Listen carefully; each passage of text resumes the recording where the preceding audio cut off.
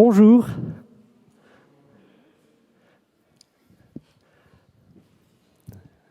Vous êtes là, c'est bien. Heureux de vous voir ce matin. Si vous êtes là présent, c'est que vous êtes en bonne santé. Et nous remercions le Seigneur pour la grâce qu'il nous fait de nous tenir en bonne santé malgré toutes les circonstances sanitaires un peu compliquées. Voilà, vous êtes heureux d'être là ?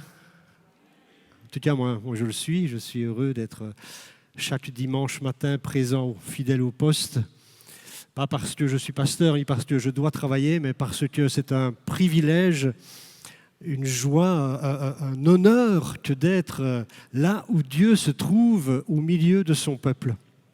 Vous êtes le corps de Christ, nous sommes le corps de Christ et nous sommes fonctionnants encore ce matin. Venez les amis, venez, prenez place, il y a encore de la place.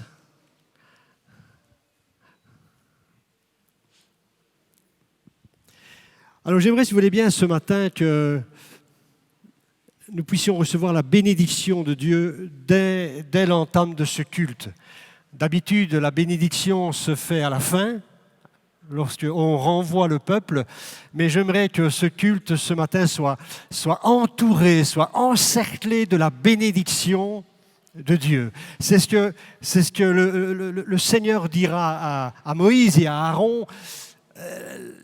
Lorsque tu parleras au peuple, lorsque tu communiqueras ma parole, eh bien voilà les paroles de bénédiction que tu diras au peuple. Et ces paroles, j'aimerais vous les partager ce matin, de la part de Dieu. Alors déjà, dès ce matin, on va se bénir. Dès l'entame de ce culte, on bénit, on reçoit de Dieu la bénédiction. Et voilà comment est la bénédiction que l'on trouve dans le livre des Nombres, au chapitre 6. Et nous lisons ceci, « Que l'Éternel te bénisse et qu'il te garde ce matin. Que l'Éternel fasse luire sa face sur toi et qu'il t'accorde sa grâce. Que l'Éternel tourne sa face vers toi et qu'il te donne la paix. » C'est le souhait de Dieu, la bénédiction. Dieu dit du bien de son peuple. Dieu fait du bien à son peuple. Et si vous voulez bien, je vais simplement paraphraser, c'est-à-dire donner quelques mots d'explication, mais qui quelque part sont le contenu de ce texte, de cette bénédiction. Et voilà ce que Dieu dit. Que l'Éternel, peuple de Flémal, te fasse du bien et te préserve de tout maux, de tout malheur. Que la bienveillance du regard de Dieu, comme une lumière qui vient du ciel, eh bien, t'enveloppe et qu'ainsi il t'accorde le don du salut et le pardon du péché. Oh, que tu sois l'objet de l'attention et de la sollicitude divine et que résulte chez toi le doux sentiment de la paix, de la confiance et du repos. Voilà, en quelque sorte, une paraphrase pour cette magnifique bénédiction. De la part de Dieu, il y a 3 choses, la bonne volonté, le regard miséricordieux, la sollicitude continue. Et pour nous, il y a ce matin l'assistance, le pardon et la paix. Voilà, c'est le triple vœu que je forme pour vous ce matin. C'est la bénédiction que le Seigneur a en réserve pour chacun d'entre nous. Et on va le remercier pour cette bénédiction, n'est-ce pas ? Vous la réentendrez en quittant ce lieu, mais que tous ces moments soient entourés de sa présence et de la joie qu'il fait de nous parler, de nous aimer, de nous entourer. Il aime cela et nous aimons cela. Prions. Seigneur, nous sommes là devant toi ce matin, pleinement reconnaissants de ce que tu n'as pas pour nous, Seigneur, des paroles de jugement. Tu dis dans ta parole que tu n'as pas envoyé ton Fils pour qu'il juge le monde, mais pour que le monde soit sauvé. Et pour nous, Seigneur, qui avons reçu le Fils, il n'y a plus de jugement. Et nous recevons de ta part la bénédiction, nous recevons de ta part la grâce, le pardon, le salut, la joie et le repos C'est ce que nous voulons recevoir et nous en bénéficions pleinement ce matin. Merci pour ta présence, la souveraineté de ta présence. Rien n'est plus grand, personne n'est plus grand, n'est comparable à toi. Tu es là, Seigneur, ce matin. Et ton désir, nous le savons, Seigneur, c'est de bénir. Tu dis du bien de nous et nous le recevons. Nous dirons du bien de toi aussi pendant tout ce culte, Seigneur. Tu nous feras du bien et nous voulons aussi te faire du bien au travers de nos actions de grâce. Parce que nous venons devant toi ce matin, non pas les mains vides, mais les mains pleines. Pas pleines de nous-mêmes, Seigneur, mais pleines de ces trésors que tu nous as confiés, pleines de la bénédiction que nous voulons te rendre en échange, en retour, pleine de l'adoration, Seigneur, de l'action de grâce que nous te remettons. Seigneur, ce culte est un culte pour toi. Alors reçois-le favorablement, comme une bonne odeur. Dans le nom de Jésus-Christ, nous avons prié. Et pour ta seule gloire, Seigneur notre Dieu. Amen. Voilà, bon culte à chacun. Et que le Seigneur vous fasse du bien. Amen. Bonjour à tous. Alors avant de commencer ce temps de louange, j'aimerais vous lire un verset dans Psaume, chapitre 34, versets 2 à 10, qui dit « Je veux bénir l'Éternel en tout temps, sa louange sera toujours dans ma bouche. Que mon âme fasse toute sa fierté de l'Éternel, que les humbles écoutent et se réjouissent. Dites avec moi la grandeur de l'Éternel, célébrons tout son nom. Amen. J'ai cherché l'Éternel et il m'a répondu. Il m'a délivré de toutes mes frayeurs. Quand on tourne les regards vers lui, on est rayonnant de joie. Et le visage ne rougit pas de honte. Quand un malheureux crie, l'Éternel entend et il le sauve de toutes ses détresses. L'ange de l'Éternel campe autour de ceux qui le craignent et il les arrache au danger. Goûtez et voyez combien l'Éternel est bon. Heureux l'homme qui cherche refuge en lui. Craignez l'Éternel, vous c'est ça, car rien ne manque à ceux qui le craignent. Amen. Alors ce matin, nous voulons le louer, l'adorer, lui dire « Seigneur, je me réjouis d'être là, présente ce matin et te louer, t'adorer de tout mon cœur. Je célèbre ton saint nom. » Amen. Donc nous voulons être vraiment dans la joie ce matin. Amen.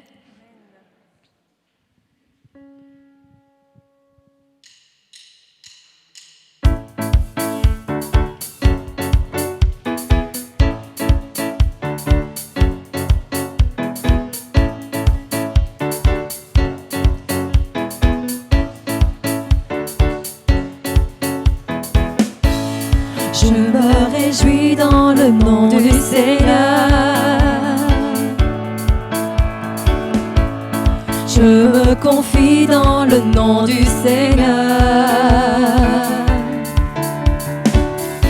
Je lève les mains dans le nom du Seigneur.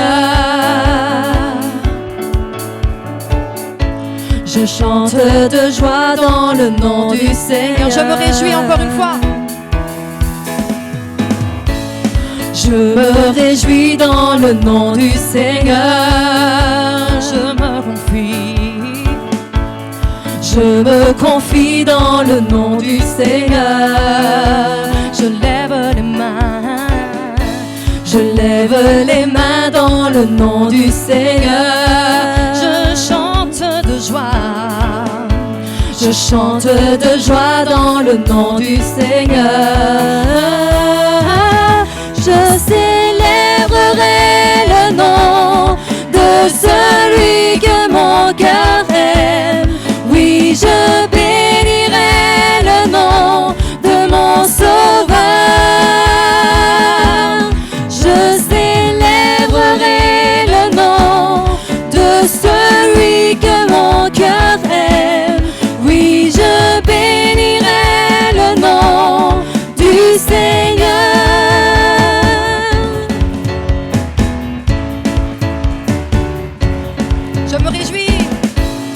Je me réjouis dans le nom du Seigneur.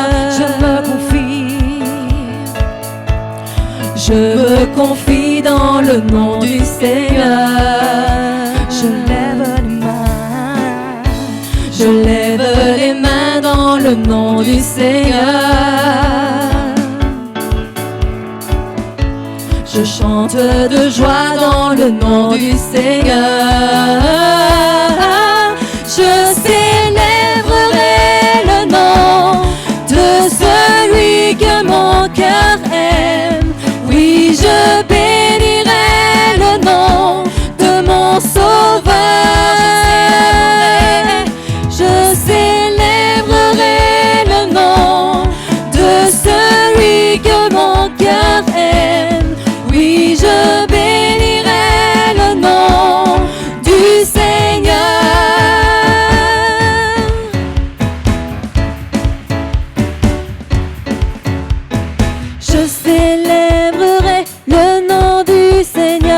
Je célébrerai le nom du Seigneur. Je célébrerai le nom du Seigneur. Je célébrerai le nom du Seigneur. Je célébrerai le nom du Seigneur. Je célébrerai le nom du Seigneur. Je célébrerai le nom du Seigneur. Je célébrerai le nom du Seigneur. Je célébrerai le nom de celui que mon cœur aime.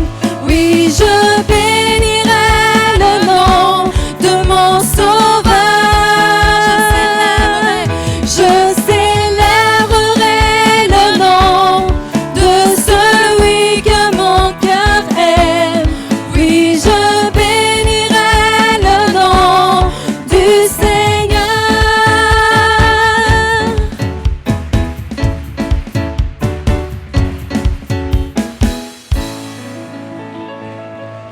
Amen. Nous le célébrons encore ce matin.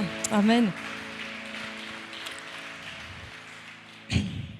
Alors nous allons chanter ce chant qui dit « Je fléchis le genou devant toi ». Seigneur, je veux que tu règnes dans ma vie et je m'abandonne totalement à toi. Alors si vous voulez vous mettre à genoux ce matin, sentez-vous libre et louez et adorez le Seigneur de tout votre cœur. Amen.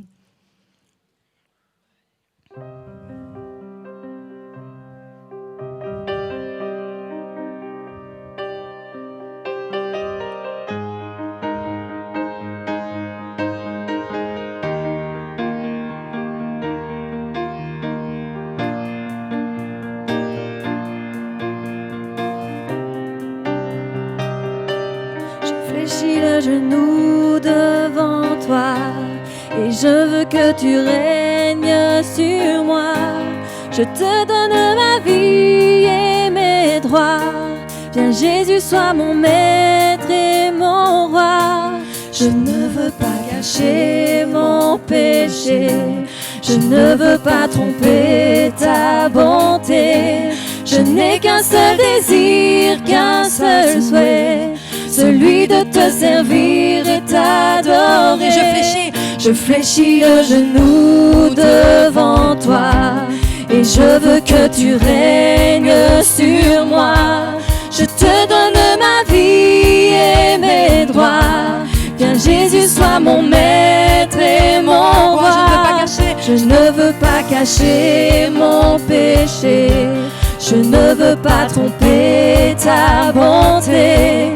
Je n'ai qu'un seul désir, qu'un seul souhait, celui de te servir et t'adorer.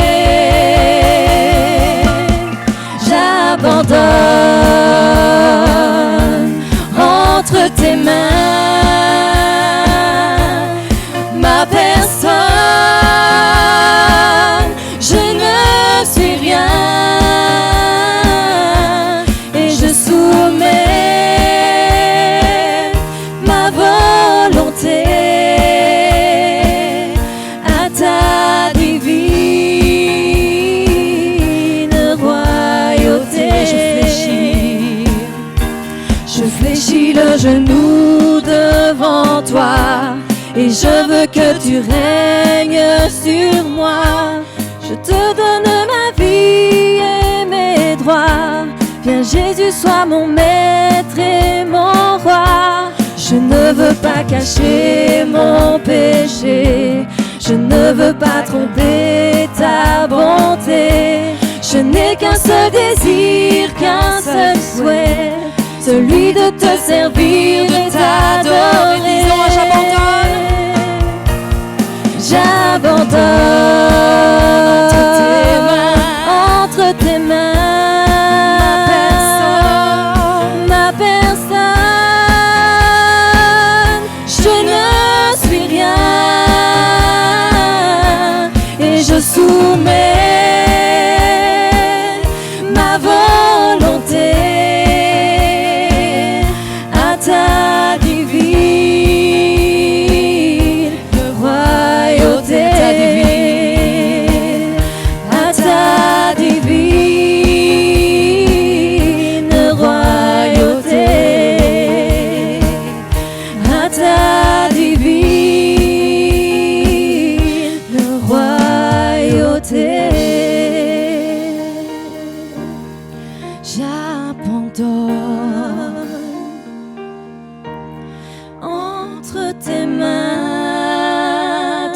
Seigneur.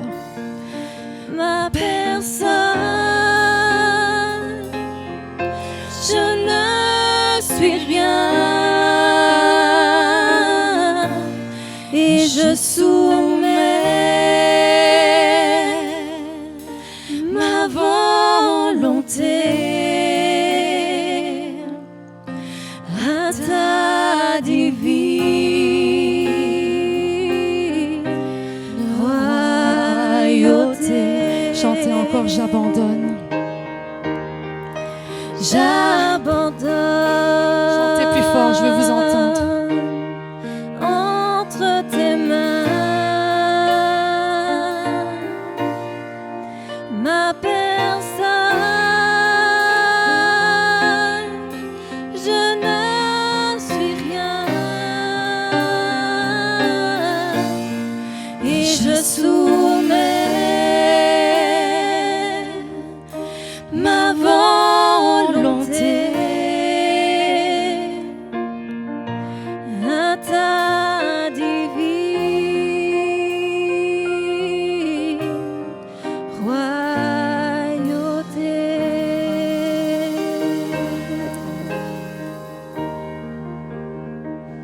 Alléluia Jésus. Seigneur, je m'abandonne à toi encore ce matin. Je te remercie Seigneur parce que tu es le roi des rois. Seigneur, je te remercie parce que tu es au-dessus de tout nom, Seigneur, et je veux le dire de toutes mes forces, Seigneur, et à haute voix, Seigneur, combien tu es grand, Seigneur. Oh Seigneur, bénis encore ton peuple ce matin, Seigneur Jésus. Seigneur, tu es grand. Alléluia, tu es bon, tu connais chacun de nos besoins, Père, encore ce matin. Alléluia, relève, fortifie, Seigneur Jésus. Oh, tu es bon, Seigneur. Amen. Alléluia.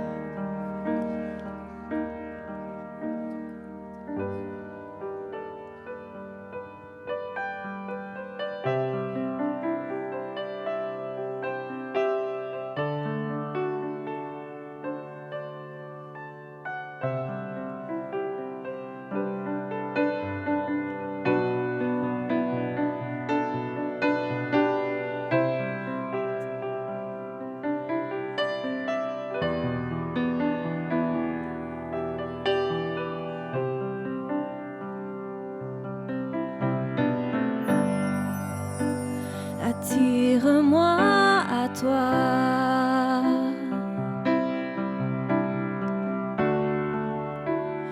Ne me laisse pas. Je veux tout abandonner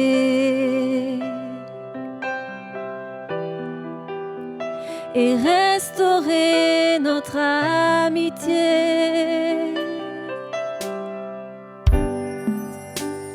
Tu es mon désir.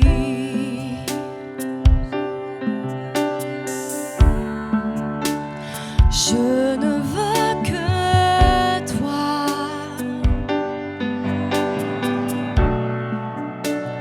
Rien ne peut te remplacer. Dans tes bras, je suis rassurée.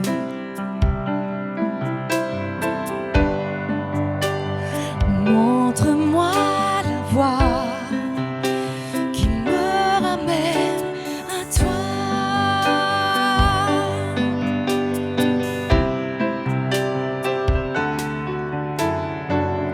Tu es tout pour moi.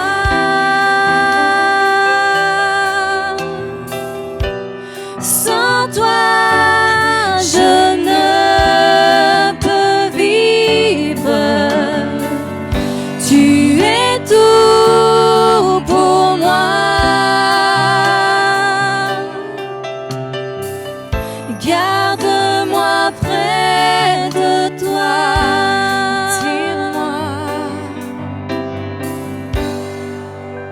Attire-moi à toi. Ne me laisse pas. Ne me laisse pas.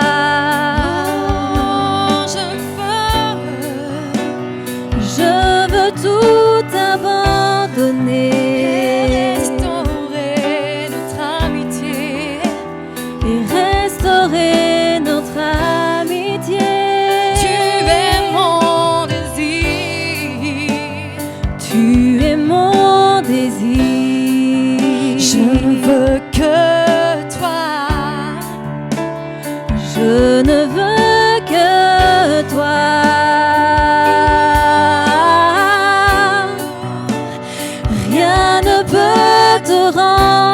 retrouver. Dans tes bras.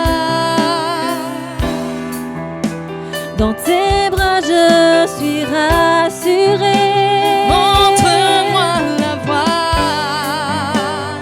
Montre-moi la voie qui me ramène à toi.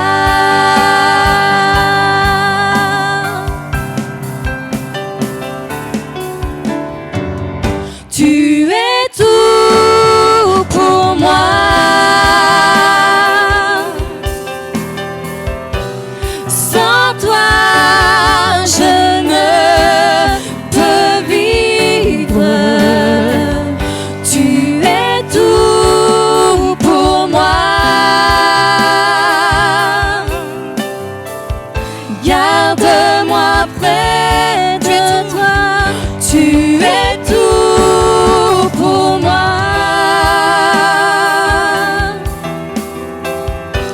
Sans toi, je ne peux vivre. Tu es tout pour moi. Garde-moi près de toi. Garde-moi près de toi. Garde-moi près de toi.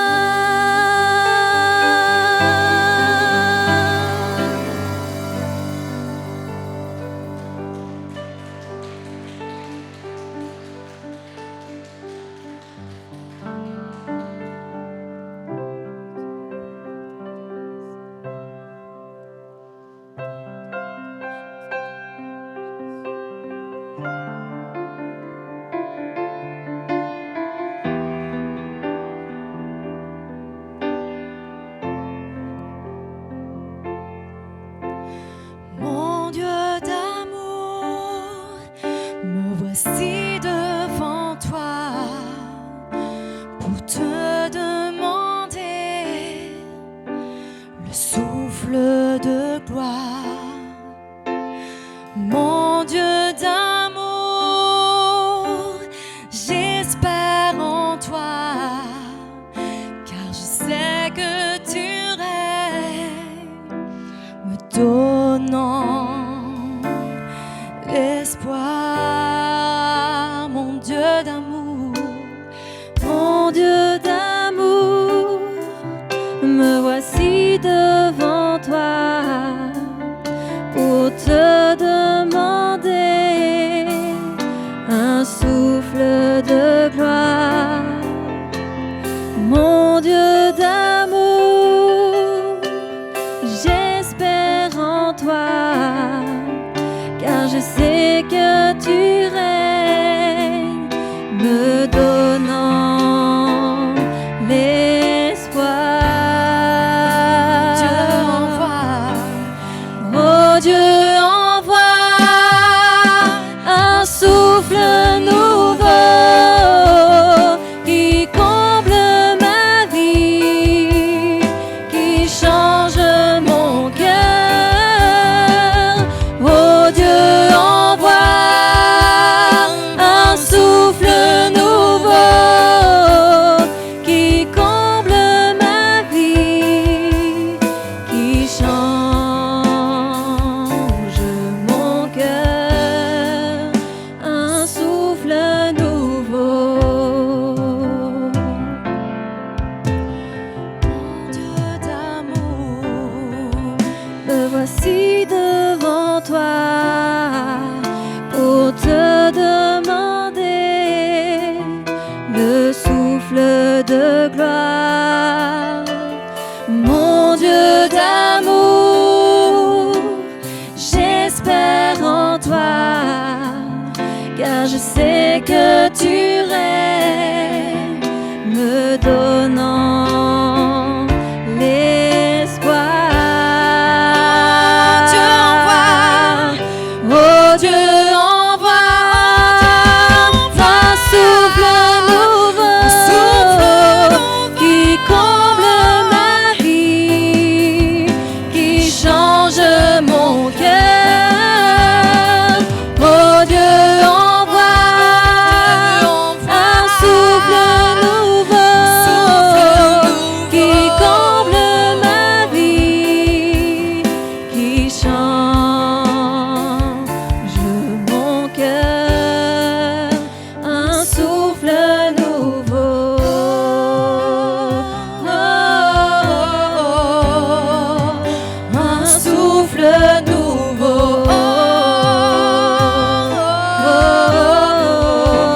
avec nous.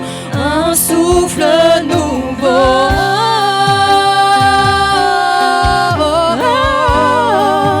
Un souffle nouveau.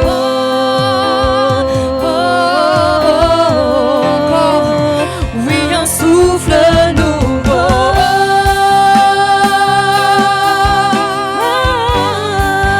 Oui, un souffle nouveau.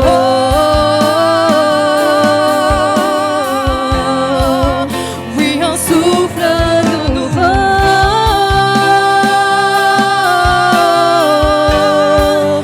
Un souffle nouveau.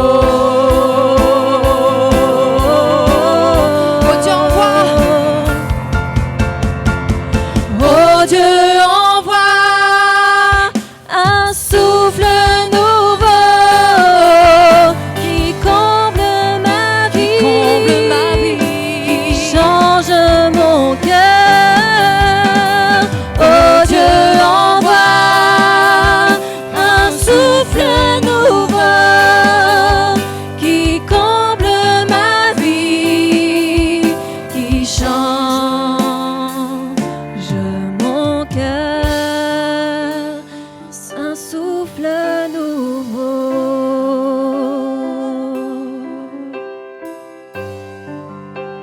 Un souffle nouveau. Jésus. Un souffle nouveau. Souffle sur nous, Seigneur. Un souffle nouveau.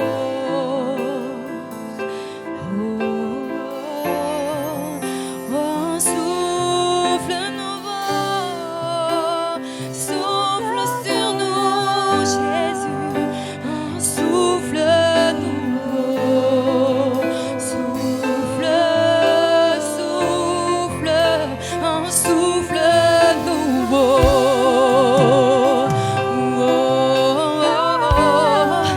Oui, un souffle nouveau.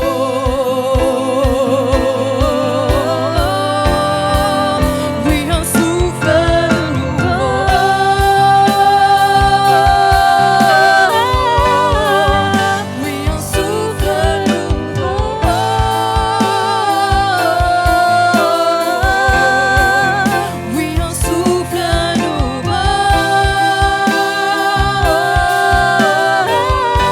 Oui, un souffle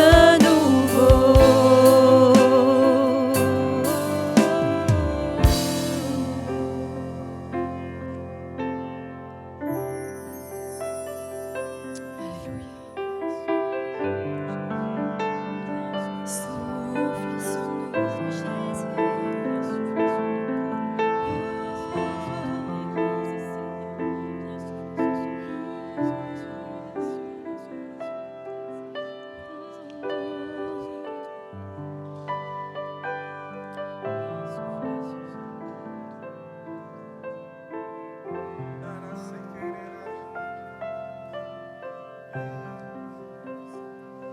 On reste juste dans cet état d'esprit, on prie simplement. La présence de Dieu est là. On veut simplement l'adorer ce matin.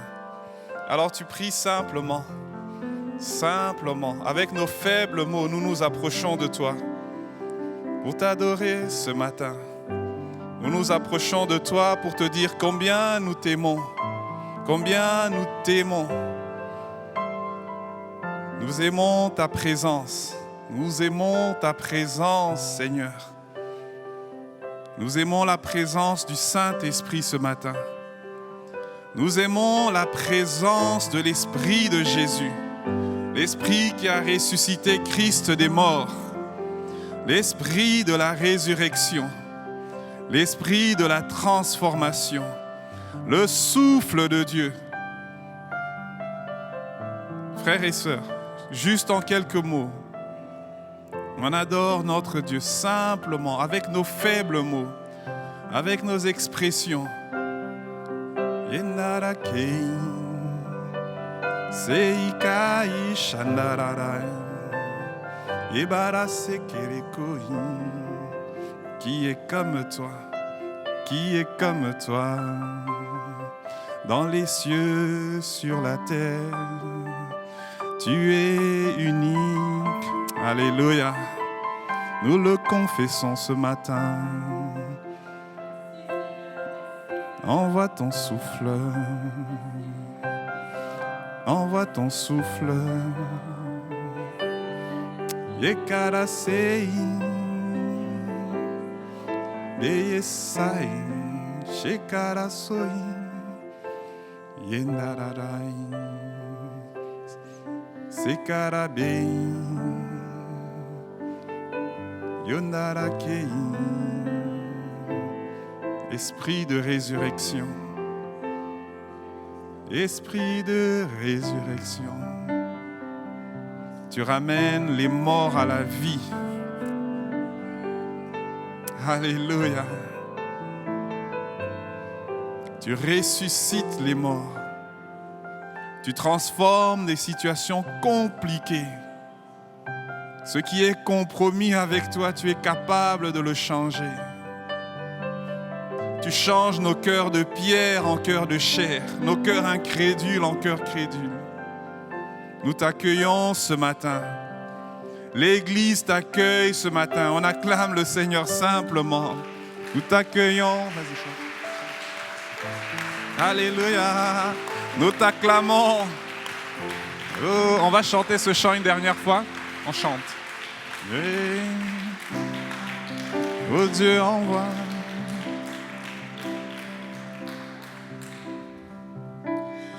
Mon Dieu d'amour, Me voici devant toi. Je vais vous demander de vous lever si vous voulez bien. Un souffle de gloire. Mon Dieu d'amour, J'espère en toi, car je sais que tu règnes, me donnant l'espoir. Oh Dieu, envoie un souffle nouveau qui comble ma vie, qui change mon cœur. Oh Dieu, Fais-le ce matin.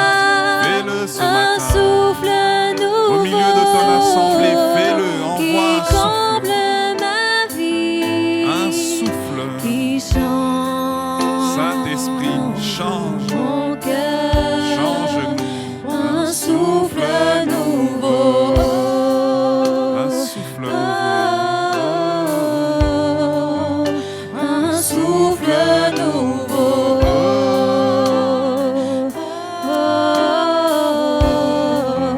Oui, un souffle nouveau. Le souffle de Christ en moi. Un souffle Le souffle de Jésus en moi. Envoie ton souffle.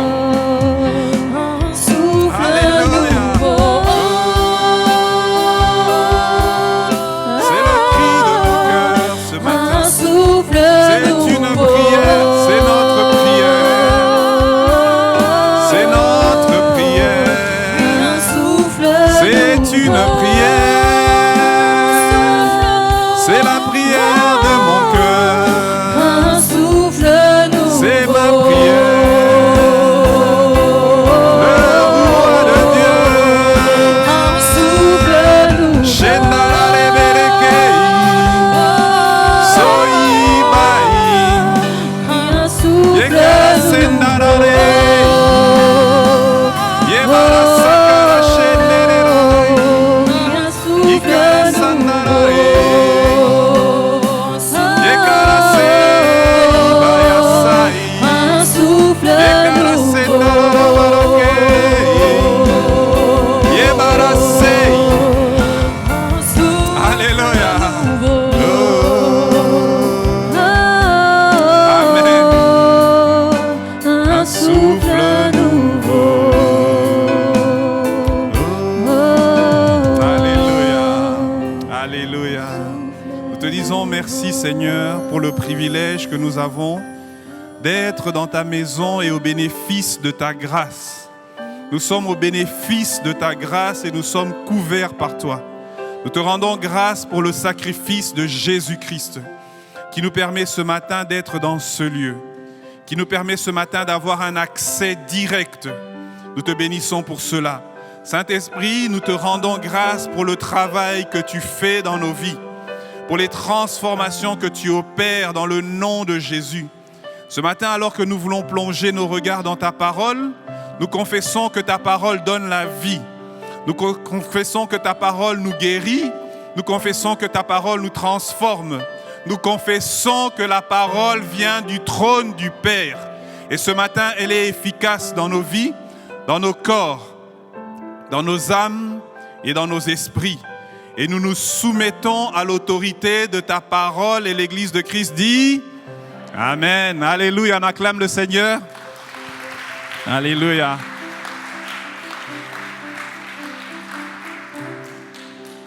Alléluia. Le Seigneur est bon ce matin et c'est une joie, un privilège d'être tous ensemble. Alors, juste une petite annonce. Les enfants sont pris en charge à l'arrière. Donc, ils sont pris en charge par Joyce, Maël et Jérémia. Donc, c'est une équipe de choc pleine d'onction qui va s'occuper des enfants. Le réveil va enfin arriver chez les enfants. Donc, si les enfants veulent bien passer à l'arrière, ils vont être pris en charge et nous, on peut continuer ici. Voilà. Ce matin, on va prendre le temps de voir rapidement un thème que j'ai à cœur depuis quelque temps, qui est relatif à la foi. Et le thème de ce matin, c'est « Booste ta foi ». Booste ta foi. Et on va prendre le temps rapidement et puis on va finir avec un temps de prière également pour que le Seigneur, croyant que le Seigneur va faire quelque chose dans nos cœurs simplement ce matin parce qu'il est capable. Dieu est capable. Dieu est capable ce matin et nous voulons juste nous attendre à lui. Et donc, une des choses qu'on a vues il y a quelque temps, et c'est un passage qui est extrêmement de base et clé par rapport à ça, c'est Romains 10, 17. On va le lire, Romains 10, 17. Christine, t'as pris ma place, mais c'est pas grave. Romains 10, 17, qui dit « Or, la foi, je rajoute en Dieu, vient de ce qu'on entend. Ce qu'on entend vient de la parole de Christ. » Alors, ce passage est clé parce qu'il dit que la parole de Christ, c'est le fondement, c'est ça le fondement de la foi. Et pendant la semaine, alors que j'étais en train de méditer, de réfléchir, il y a une image qui m'est venue à l'esprit. Et c'est juste un exemple. La raison pour laquelle on a tous des masques, et on ne va pas entrer dans des théories. La raison pour laquelle on a tous des masques, il y a un vrai témoignage à New York. Il y avait une chorale qui répétait au début de la pandémie. Et c'était une chorale de 70-80 personnes qui étaient dans une grande salle à New York. Et ils étaient distants d'au moins 1,50 m, tous. Au moins 1,50 m, ils respectaient la distance sociale. Mais c'était une chorale dans une église fermée. Et ils ont répété. Et après, quelques jours après, près de, je crois qu'ils étaient 60, une soixantaine, 60, 70, il y avait au moins une cinquantaine de personnes de la chorale qui étaient positives au coronavirus. Ils se disaient, mais on a respecté la distance sociale. Et la raison pour laquelle ils ont été contaminés, c'est simplement parce que lorsque tu chantes, il y a beaucoup de particules qui sortent. Et donc, ça m'a fait réfléchir à une chose, c'est que lorsque tu parles, tu souffles de l'air qui sort de tes poumons. Quand tu éternues, il y a quelque chose qui sort. Quand tu parles, et on peut faire le test, quand tu parles, il y a quelque chose qui sort. Cette sorte de vapeur qui sort vient des poumons. C'est normal, c'est comme ça que l'on parle. Quand on parle, notre souffle sort de nos poumons. Et ça m'a fait réfléchir à une chose, à un verset de la Bible. Quand Dieu parle, c'est une image. Le souffle de Dieu sort de lui. Et donc la parole qui sort de la bouche de Dieu est d'office accompagnée du souffle de Dieu. C'est pour ça que la Bible dit, la parole de Dieu, elle est Dieu en fait. Elle sort de lui-même. Elle communique Dieu. C'est pour ça qu'elle est vivante. Et le mot qui dit la parole de Dieu est vivante, c'est le mot Zoé. Il y a la vie de Dieu dans la parole de Dieu. C'est d'office. Dès que ça sort de lui, il faut d'office que sa vie sorte. Quelqu'un dit Amen. Et donc, quand tu sais ça, tu sais que chaque fois que Dieu parle, il y a sa vie qui sort de lui. Et c'est pour ça que ce verset est important. La foi vient de ce qu'on entend. Ce qu'on entend, c'est la parole de Christ. Donc, quand tu entends la parole de Christ, tu la saisis, il y a la foi qui vient. Et il y avait un cycle dont on a parlé, les éléments du cycle de la foi.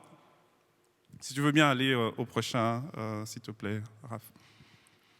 C'est un peu petit, je sais, mais le cycle de la foi, c'est quoi? C'est entendre. La première étape, c'est entendre. Il faut entendre. Tu dois entendre la parole de Dieu. Ensuite, il faut croire. J'entends et je crois. Et le fait de croire équivaut à recevoir la parole, la prendre et l'intégrer. Je la saisis. Je l'entends, je crois, je la saisis. Et la troisième étape, lorsque je la saisis, c'est que j'active la parole. Qu'est-ce que ça veut dire, j'active la parole? C'est que maintenant, je commence à agir en fonction de la parole. Pierre est sur l'eau, il dit, « Ah, Seigneur », il voit Christ marcher sur l'eau, il dit, « Ah, Seigneur, si c'est toi, dis-moi de venir. » Qu'est-ce que Christ lui dit? « Viens ». Qu'est-ce que Pierre fait? Il saisit la parole. Il m'a dit de venir. Ensuite, il active la parole, il marche sur l'eau. Et là, qu'est-ce qui se passe? La foi, le miracle, le surnaturel se produit. Quelqu'un dit Amen? C'est important pour nous de comprendre ce cycle de la foi. D'abord, il faut entendre, c'est important d'entendre. Ensuite, il faut croire, l'accepter, l'intégrer, la recevoir. Et lorsque tu as cru, tu commences à agir en fonction de ce que cette parole te dit. Tu ajustes ta vie, tu changes les choses pour que cette parole devienne active. Et à partir de ce moment-là, Dieu impacte ta vie et te donne la foi. Parce que la Bible dit que la foi vient de Dieu. Il est l'auteur de la foi. Et ensuite, tu commences à marcher par la foi. Et quand tu marches par la foi, cette foi grandit, elle mature, elle mûrit. Et c'est un cycle comme ça. Et donc, tout le long de notre vie chrétienne, c'est ce cycle que Dieu veut entretenir. Quelqu'un dit Amen? C'est pour ça que c'est important d'entendre la parole. Lorsque tu es sauvé, tu peux dire « Ah, c'est bon, je suis sauvé ». Non, il y a des étapes qui continuent, qui viennent après. Et c'est ce cycle que Dieu veut. Et c'est comme ça que tu deviens un géant spirituel, que ce soit ton partage au nom de Jésus. Que tu sois un géant spirituel. Que tu sois un géant spirituel. Ça existe des géants spirituels. Les géants spirituels font peur au diable. Les géants spirituels font changer les choses autour d'eux. On va le voir. Les géants spirituels, Dieu veut des géants spirituels qui établissent le règne de Dieu. Et donc, moi ce matin, ce que je voudrais qu'on fasse ensemble, c'est comment faire pour booster notre foi. Qu'est-ce que ça veut dire booster sa foi? Booster sa foi, ça veut dire faire passer ta foi d'un niveau à un autre niveau. Faire passer ta foi d'une dimension à une autre dimension. Que ta foi ne soit plus la même. Parce que la Bible enseigne qu'il y a des foi différentes. C'est pour ça que Christ pouvait dire qu'il te soit fait selon ta foi.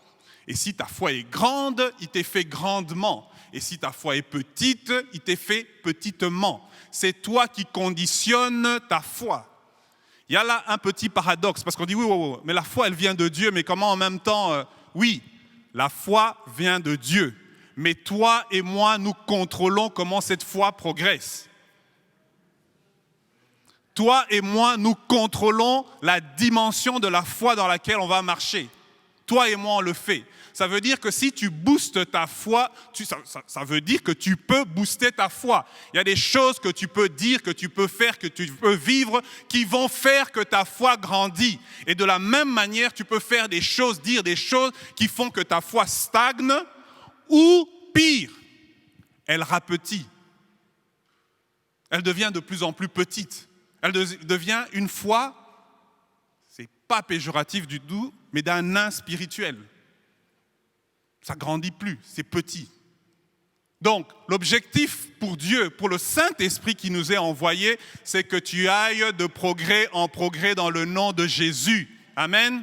C'est que tu deviennes une géante spirituelle avec une foi qui déplace des montagnes spirituelles au nom de Jésus. Je prie pour que toute cette assemblée soit une assemblée de Goliaths spirituels, des Goliaths de Dieu. Quelqu'un saisit? Quelqu'un saisit la parole? Amen. Ok. Alors, mais lorsqu'on parle de la foi, il y a une image que je veux partager, c'est que la foi, elle commence au moment où on accepte Christ. On accepte Christ, on donne sa vie à Christ, la foi nous est donnée. Et c'est cette foi-là, c'est ce que la Bible dit, on est sauvé par la foi. Il y a une foi dans le sacrifice, une croyance, une confiance que le sacrifice de Jésus fait que nous devenons des enfants de Dieu, nos péchés sont pardonnés, nous devenons des enfants de Dieu, nous sommes régénérés, nous sommes nés de nouveau, nos noms sont écrits dans le livre de la vie, ça s'appelle la foi du salut. Et ça, c'est la foi de base. C'est la foi que j'appelle fondationnelle. C'est une fondation, c'est la base de tout. Et sur cette fondation, maintenant, Dieu peut bâtir, Dieu peut construire. Mais le départ de la construction que Dieu fait, c'est la foi du salut. Amen. Cette foi du salut, c'est la fondation de ta vie chrétienne, de ma vie chrétienne. La foi fondationnelle. Et donc, pour booster la foi, il est possible que la foi fondationnelle, elle commence à faiblir. Après que je me sois converti, quelques semaines après, peut-être 3-4 mois après, je me suis converti de manière très radicale directement. Et donc, je commençais à vivre ma vie chrétienne, prier, aller à l'église, lire, etc. Et puis, il y a eu beaucoup de défis que je n'avais pas avant qui ont commencé à apparaître. Et à un moment, je me suis dit, oula, est-ce que c'est vraiment vrai la foi? Est-ce que c'est vraiment vrai cette histoire de Christ? Est-ce que c'est vraiment vrai? Et j'ai eu des combats comme ça pendant plusieurs semaines. J'en parlais à personne et je priais et je continuais toujours à lire. Puis je me rappelle un soir, je suis dans ma chambre en train de prier, je suis à genoux, je prie. Je prie devant le Seigneur, puis je me dis c'est juste trop dur, je ne sais pas. Et je dis au Seigneur, tu sais quoi, je ne suis plus chrétien, c'est bon. Et paradoxalement, il y a un poids qui est parti de ma vie, le poids de la chrétienté. Non, c'est pas vrai. Mais je me suis senti bien, j'étais à genoux, je me suis levé. Je me suis dit, je ne suis plus chrétien. Je me suis assis sur mon lit. J'ai dit, bon, on commence où maintenant? Et puis là, dans mon cœur, j'entends juste, mais à qui d'autre est-ce que je pourrais aller? Tu as les paroles de la vie. Et je me suis jeté à terre, j'ai commencé à pleurer. C'était le dernier jour où je me suis dit, est-ce que je suis chrétien? Ma foi a été boostée ce jour-là et je ne me pose même plus la question, ça fait maintenant plus de 20 ans, est-ce que je suis chrétien? Est-ce que Dieu a complètement effacé cette phase-là? Mais je suis sensible au fait que pour beaucoup de personnes, il y a des questions sur la foi du salut, la foi fondationnelle, où après quelques temps, quelques mois, quelques semaines, quelques mois ou quelques années, tu commences à te poser des questions. Moi, je crois ce matin, comme dans mon cas, Dieu ne commence pas par te juger. Dieu ne te juge pas. Tu n'es pas le premier, tu n'es pas la première, tu n'es pas le dernier, tu n'es pas la dernière. La Bible raconte que Jean-Baptiste, un moment, il est en prison, il demande « Mais est-ce que tu es celui qui devait venir ou on doit attendre un autre ?» Ce passage nous montre que même de grands hommes, de grandes femmes, à certains moments, il y a juste le navire qui chavire et tu te poses la question « Est-ce que c'est vrai? Est-ce que c'est vraiment vrai que je suis sauvé? Est-ce que c'est vraiment vrai que le salut existe? Est-ce que c'est vrai ?»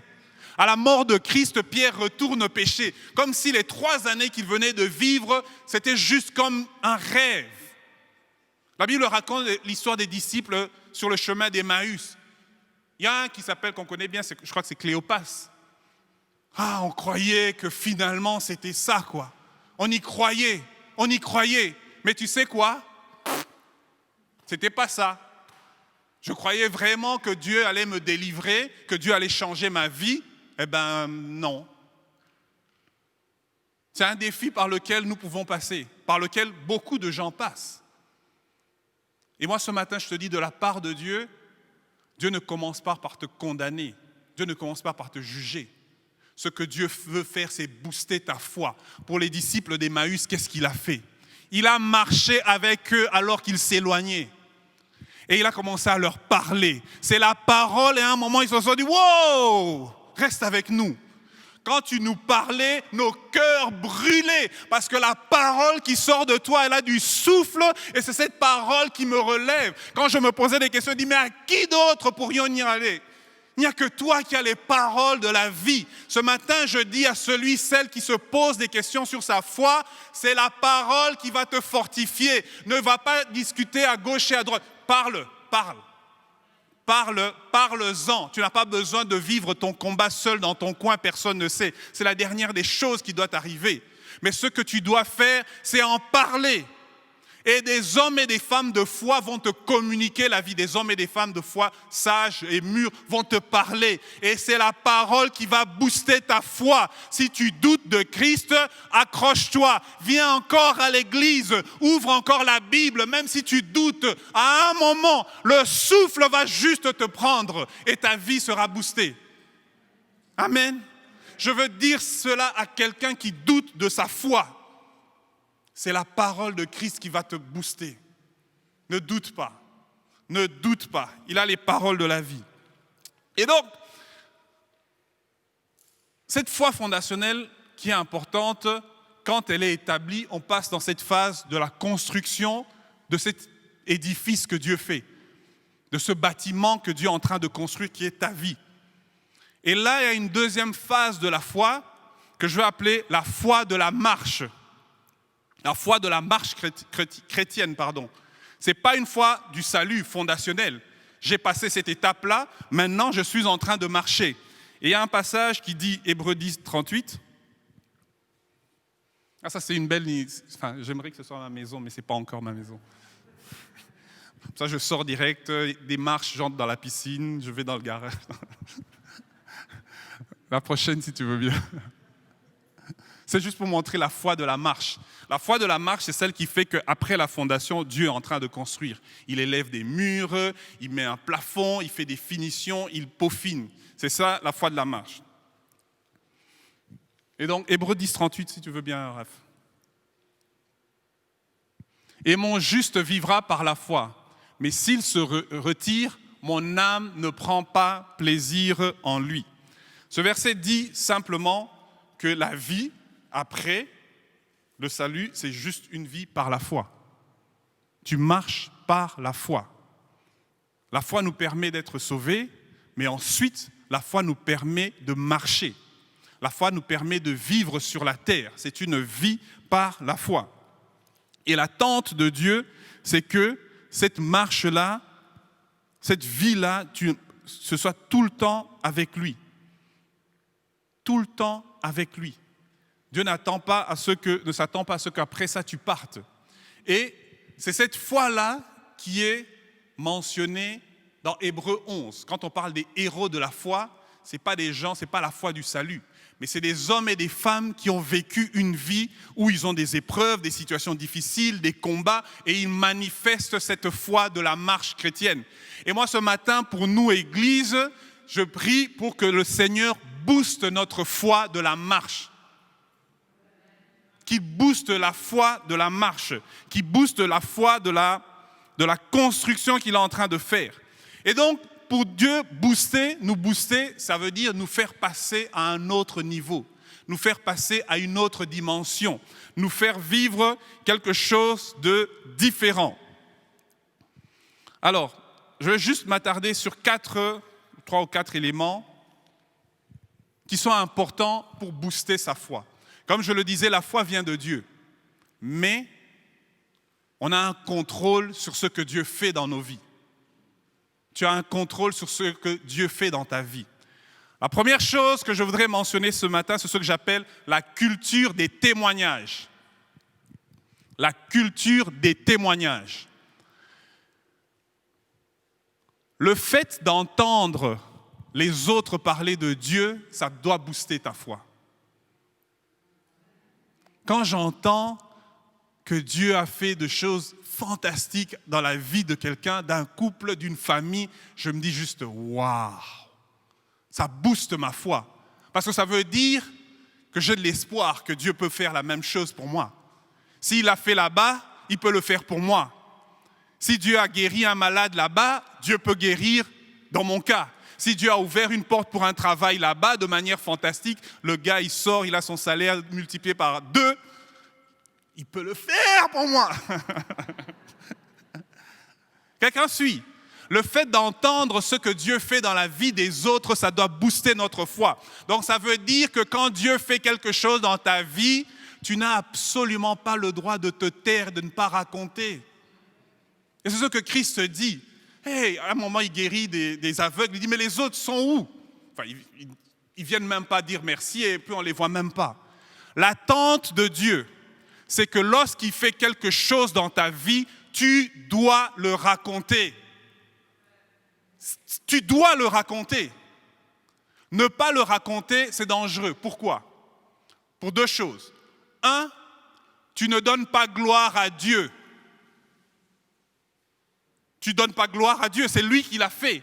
Tu ne lui ramènes pas ce qui lui revient. Tu voles Dieu de son témoignage. Oh. Le fait de ne pas raconter, pas toi. Le fait de ne pas raconter, tu voles Dieu de son témoignage. Tu voles Dieu de ce qu'il a fait. Tu voles Dieu du miracle qu'il a produit. Ça, c'est le premier danger. Le deuxième danger qui est lié, c'est que tu deviens un égoïste. Tu gardes quelque chose qui ne t'appartient pas. Donc, la culture des témoignages, c'est une culture qui booste la foi à deux niveaux. C'est 1, j'entends ce que Dieu est en train de faire dans d'autres vies et ça me booste. Et 2, quand je raconte tout ce que Dieu a fait, je me rappelle et je les aligne et je dis « Waouh, Dieu a fait tout ça ». Et ça m'encourage parce que je peux passer par une phase où « Wow, je suis au bord ici » et je me souviens. J'ai déjà été à un autre bord et Dieu est intervenu. La situation était compliquée avant et Dieu était intervenu. Je ne sais pas ce qui va se passer ici maintenant, mais je me souviens. Donc la culture des témoignages, c'est quelque chose d'extrêmement important pour booster ta foi, pour booster la foi des autres. En tant qu'Église, c'est important que tu racontes les choses que Dieu fait, les petites comme les grandes. On n'a pas besoin spécialement du témoignage où un ange est apparu, il a fait un arc et puis il a fait un tour. Il n'y a pas besoin de ça. S'il l'a fait, c'est génial, tu dois le raconter. Mais tu peux juste raconter comment est-ce que ton patron qui te détestait subitement, maintenant, il te donne des promotions, tu ne comprends pas. Quelqu'un dit Amen. La culture des témoignages booste la foi. Et dans l'Église, c'est important qu'on sache les choses que Dieu fait pour qu'on puisse ensemble lui donner gloire. Et c'est important parce que ces choses-là appartiennent à Dieu. Et le fait que tu donnes ça à Dieu, ça l'honore et ce que Dieu va faire, il va te redonner plus parce qu'il sait qu'il y a un cycle. Chaque fois que tu donnes quelque chose à Dieu, il a tendance à te redonner parce qu'il sait que tu vas encore lui redonner ça. Oh. La Bible dit, mais qu'est-ce que tu as que tu n'aies reçu? Tout ce que tu as reçu. Donc, Dieu, quand tu lui ramènes ce que tu as reçu, il est content parce que ça l'honore et il veut te donner encore parce que chaque fois, il tire gloire. Et le témoignage de Dieu grandit.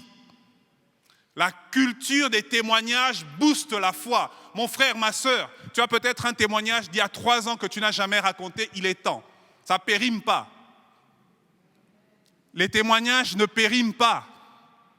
Ça périme jamais. Il faut raconter. Il faut raconter. Il faut raconter. Et parfois, c'est des témoignages qui sont un peu gênants, dans le sens où, wow, j'avais foiré. J'étais dans la vallée. Mais nous disons, Dieu est le Dieu des montagnes et le Dieu des vallées. Dans ma vallée, il m'a pris et il m'a sorti. Et je veux raconter que mon Dieu, dans la vallée, il était là. J'étais près de la mort. Mon Dieu était là. J'avais foiré. Mais mon Dieu m'a sorti. J'avais péché comme pas possible, mais c'est mon Dieu seul qui m'a sorti. J'avais des liens, des liens. Mais c'est mon Dieu qui l'a fait. Tu ne dois pas avoir honte de ça, parce que nous savons que Dieu est le Dieu des montagnes et des vallées. Et les témoignages des vallées, j'ai envie de les entendre, parce que ça me permet de connaître le cœur de Dieu, la compassion de Dieu, l'amour inconditionnel de Dieu. C'est dans la vallée. Et ça me permet de booster ma foi et de booster la foi de quelqu'un d'autre. La culture des témoignages. La deuxième chose,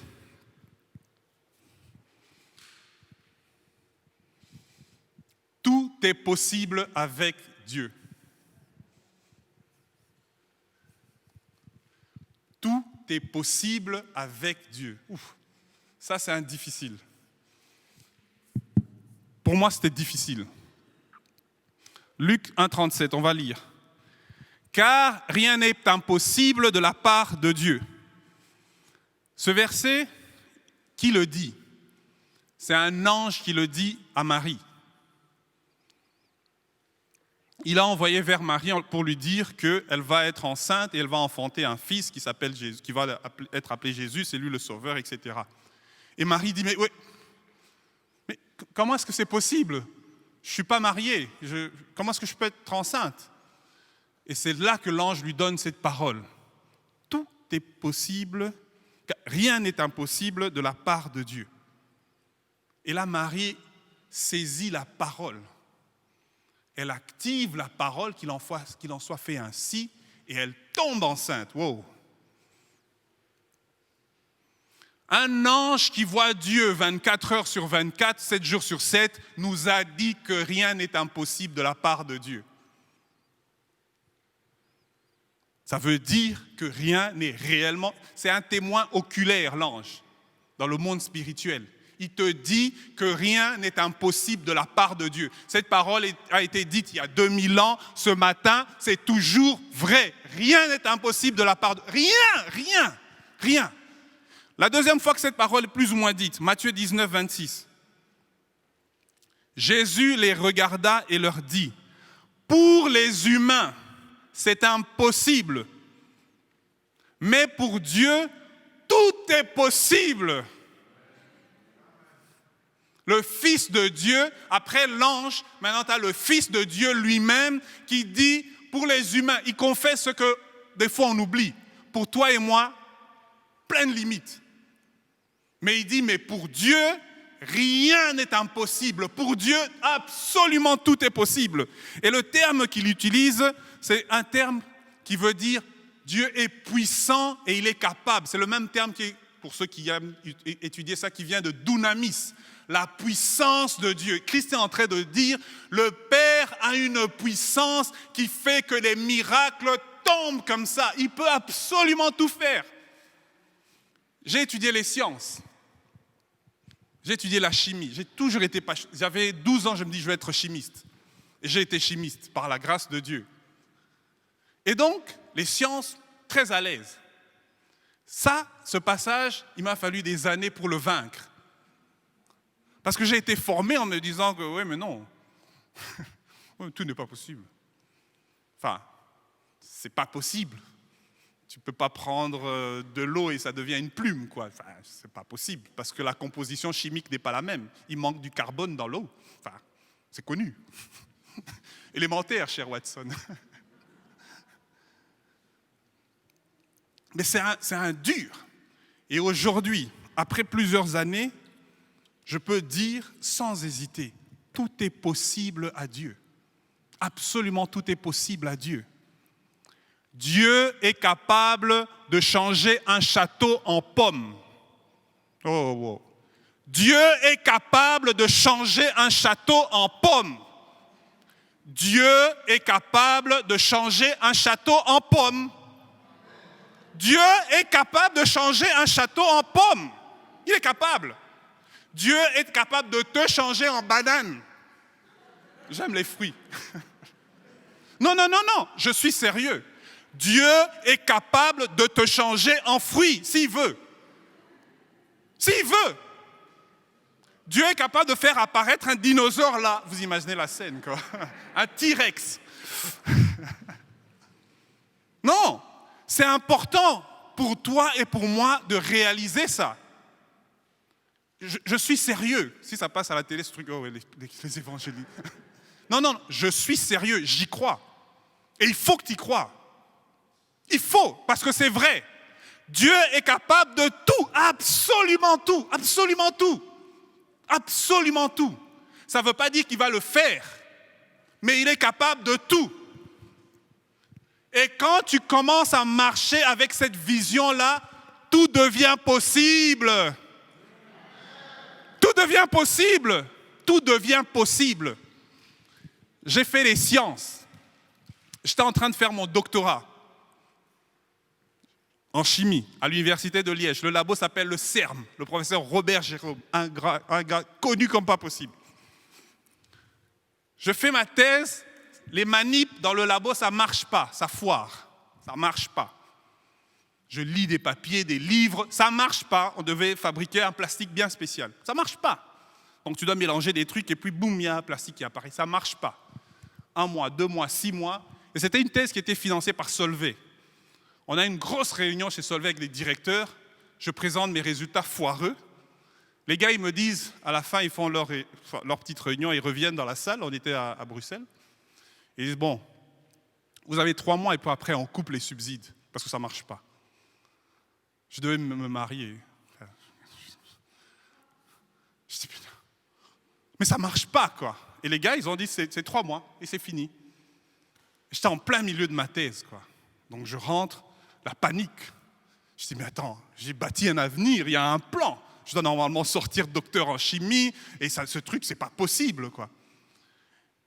Et là, je commence à lire. J'essaye, ça ne marche pas. Tu rentres dans le labo, je restais au labo 21h, 22h, 6h du matin, je viens, tu bosses, quoi, mais ça ne marche pas. Tu peux travailler, mais ça ne marche pas. Ça ne marche pas. Et puis un jour, je commence à lire juste comme ça.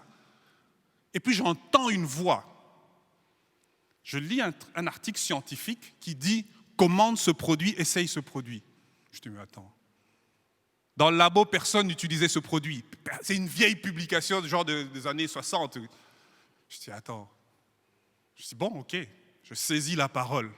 Je commande le produit. Je vais chez la secrétaire, je commande le produit. Il arrive 4-5 jours après. Et dans la manip que je faisais, c'était les manips que je faisais, c'était en fin de journée. Parce qu'il fallait compter toute la nuit. C'est dans un petit tube, comme dans les films, avec de la fumée bleue. Non, c'est pas vrai. Ça tournait, et toute la nuit, et je revenais souvent le matin avec tout l'espoir, il n'y avait rien. Donc c'était un petit, comme un flacon, et il n'y avait rien. Je faisais ça toujours en 3-4 fois, pour être sûr qu'une fois, ce n'est pas de la chance et tout. Ça ne marche pas. Je me dis, bon, ok. Et j'ai fait ça pendant des mois, ça ne marchait toujours pas. Et donc, je commande le produit, il arrive. Et j'ai toujours ma même méthode. Je faisais ça toujours fin de journée, vers 17h, 17h30. Comme ça tourne la nuit. Et le matin, quand j'arrive à 7-8h, je vois si ça ne marche pas. J'arrive, fin de journée, je fais mes 3-4 tubes. Et j'ai le nouveau produit. Et il y a des petites seringues qu'on utilise en labo. Et tu dois mettre ce produit-là à la fin. Tu mets tous les autres ingrédients. Et le dernier, tu mets ça à la fin. Une sorte de sel, comme ça c'est plus facile. Et je suis en train je prends une seringue, c'est liquide, je mets dans le premier tube, je repars dans la bouteille, je vais dans le deuxième tube, je vois le premier qui, normalement c'était un liquide, qui devient tout blanc. Je dis, wow. Je mets le deuxième, je dis, c'est pas possible, ça a l'air de marcher. Je mets dans le deuxième, je suis perturbé, mais il faut mettre dans les 4, quoi.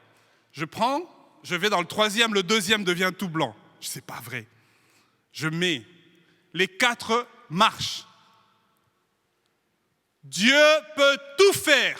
Alors personne ne va venir me dire que Dieu et la science n'est pas opposée. Mon Dieu a défini la science, mon Dieu a créé la science, mon Dieu peut tout faire. Alors chrétien, chrétienne, quand on te dit les scientifiques, la science dit c'est faux, mon Dieu a créé la science. Quelqu'un dit amen. Dieu peut tout faire, tout faire, tout faire. Il peut tout faire. Et c'est important que tu aies ce déclic en ta vie. Et c'est pour ça que j'utilise des exemples qui ont l'air fous. Dieu peut changer un château en pomme. Il peut le faire. Il peut le faire.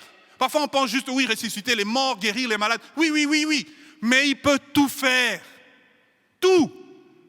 Absolument tout. Changer tes cheveux en maïs. Je donne des exemples fous parce que c'est choquant, quoi. Normalement, ça ne marche pas comme ça. Mais il peut faire. Tu te balades, tu as une tête de maïs. Ça peut être sympa. Mais... Non, c'est important. Mon frère, ma sœur, Dieu peut tout faire. Ce n'est pas parce que tu ne le vois pas faire ça que tu dois remettre en question le principe de base, qui est Dieu peut tout faire. Est-ce qu'il va tout faire? Non. Mais il peut tout faire. Tout. Tout ce que la Bible dit et ce que la Bible ne dit pas. Dieu peut tout faire. Ça veut dire maintenant que dans ta marche et dans ma marche, il faut avoir cette culture de tout est possible tout le temps avec Dieu. Tout est possible tout le temps avec Dieu. C'est possible. Alors, mon frère, ma sœur, ne te décourage pas. Ça fait 35 ans que je prie pour ça. Oui, Dieu peut tout faire. C'est pas parce que tu ne l'as pas vu en 35 ans qu'il ne peut pas le faire. Maintenant, je ne sais pas ce que tu pries. Dieu peut tout faire. C'est important que tu aies cette mentalité. Parce que ça booste ta foi. Ça veut dire que quand tu arrives face à des situations que tu n'as jamais affrontées, tu pars juste du principe que mon Dieu peut tout faire. Et donc cette situation, il est capable de la maîtriser, il est capable de trouver des possibilités alors que je ne vois que des impossibilités. Dieu peut tout faire. Et donc, ça nous emmène à ce que j'appelle une dimension de la foi créative. Ça veut dire que maintenant, ton esprit s'attend à tout. Tu peux créer dans ta tête des choses que Dieu peut faire. La Bible raconte, la Samaritaine, elle entend parler de Jésus. Qu'est-ce qu'elle se dit? Si je touchais son vêtement, je serais guéri. Qui lui avait dit ça? Ça, c'est la foi créative. Ou maintenant, parce qu'il peut tout faire, je crois que si je le touche, il va me guérir. Et il la touche, et Dieu dit quoi? Qu'il te soit fait selon ta foi. Oh! C'est à partir de là que cette foi créative commence à être intéressante. Parce que tout est possible et Dieu agit en fonction de ce que tu crois, de ce que tu attends. J'attends qu'en le touchant, je serai guéri. Elle est guérie. Mieux, je racontais à ma femme, on conduisait, le Saint-Esprit me parlait. Marie, premier miracle de Jésus, Canaan. Il va à une fête de mariage avec sa maman. Il n'est pas dans le ministère encore, officiellement. Il n'y a plus de vin. La maman vient et dit, « Hey, il n'y a plus de vin. » Je caricature, il dit, « Qu'est-ce que tu veux que je fasse? Enfin, il n'y a plus de vin. Déjà, c'est païen le vin. » Et là, la maman dit, « Faites tout ce qu'il va vous dire de faire. » Elle part. Quelqu'un imagine la scène. Elle le met devant un fait accompli. Elle dit, parce que je le connais, tout est possible. Parce que je le connais, rien ne lui est impossible. Elle se tourne vers les serviteurs et elle leur dit, faites tout ce qu'il va vous dire de faire. Parce que Marie sait qu'il suffit qu'il parle, quelque chose se produit. Oh! Elle ne savait pas comment il allait faire. Est-ce qu'il allait prendre l'eau? Est-ce qu'il allait envoyer acheter du... Elle ne sait pas. Elle sait juste que quand il parle, quelque chose va se produire. C'est la foi créative. Et là, Christ, est piégé. Sa mère le connaît. Il dit, bon, ok, mettez de l'eau, allez, goûtez, c'est du vin. Enfin, je me mets dans l'ambiance de la fête, quoi. Vous imaginez ce que Marie a fait? Est-ce que Christ, ce matin, avait prévu de faire ce miracle-là? Non. Est-ce que Christ avait prévu de faire ce miracle? Non, il a dit, c'est pas mon heure. Il mentait pas. C'est pas mon heure. Mais Marie l'a emmené à faire un miracle parce qu'elle, dans sa tête, elle a une foi créative. Elle sait que dès qu'il parle, quelque chose se produit. Oh! Mon frère, ma sœur, que ta foi soit créative. Rien n'est impossible à Dieu. Rien. Rien. Absolument rien. Maintenant,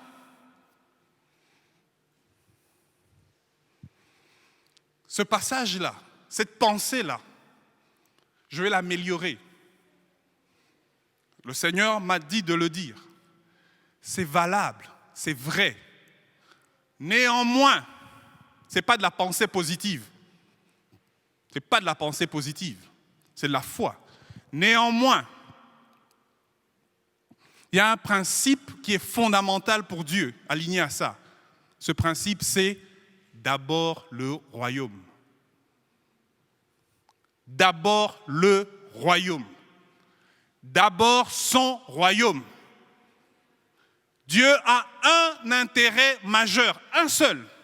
S'il a une liste de priorités, c'est la seule priorité sur la liste. Son royaume. Et donc, tout ce qui touche à son royaume, ça l'intéresse. Si tu veux que Dieu change un château en pomme juste pour montrer que « Waouh, tu es un homme de foi », tu passes à côté, il ne va pas le faire. Parce que ce que Dieu veut, c'est que le royaume prospère. Ésaïe 9, 5, 6, on va le lire dans Parole de vie.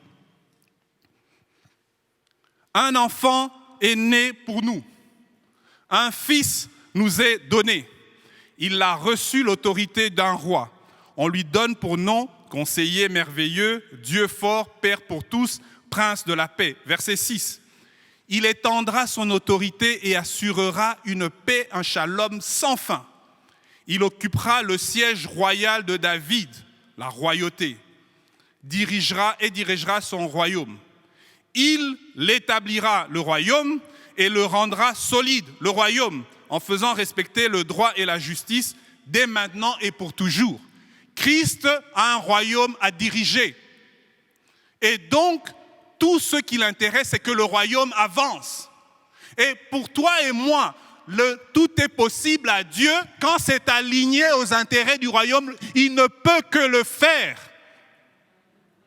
Parce que ça l'intéresse. Si ton intérêt, c'est juste toi et moi, il n'est pas obligé de le faire.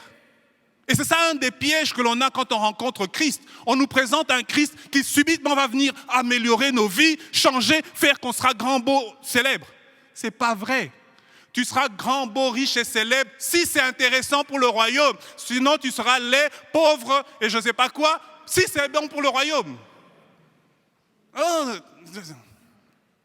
Si c'est bon pour le royaume que je sois laid, je serai laid. Parce que c'est ça qui intéresse Dieu. C'est d'abord le royaume. Alors que toi et moi, quand tu as une liste de prières, regarde bien ta liste de prières. Seigneur, bénis ma sœur, qu'elle se rende compte comme elle est mauvaise et que moi je suis bonne. Enfin, tu es en train de prier, tu jeûnes même peut-être, et ça n'intéresse pas le royaume. J'ai pris un mauvais exemple, un exemple pour pousser. Donne-moi une de ces baraques. Ouh! Oui, ok. Dieu peut le donner, mais quel est l'intérêt du royaume? Après ça, je ferai de ces fêtes autour de la piscine. Waouh! Oui, ok. Mais si tu dis, Seigneur, ma cave sera une église de maison, là maintenant Dieu dit, ok. Et on a un exemple qu'on a encore étudié dernièrement. La mère de Samuel. Elle cherche un enfant. Le jour où elle dit, cet enfant, je te le donne, qu'est-ce qui lui arrive? Elle tombe enceinte. Le royaume. C'est d'abord l'intérêt du royaume. Et donc, je vais te donner un tuyau, une astuce. Quand tu pries, trouve le lien et l'intérêt du royaume. Réellement. Quand tu trouves le lien et l'intérêt du royaume, tu intéresses Dieu. Et là, Dieu est capable de faire des choses qui sont totalement impossibles parce que ça intéresse le royaume. C'est d'abord le royaume. Le reste, après, il peut être bon, il peut être compatissant, il te donne des choses, mais ce qui compte pour Dieu, c'est le royaume. Dernière chose. Et puis on va prier.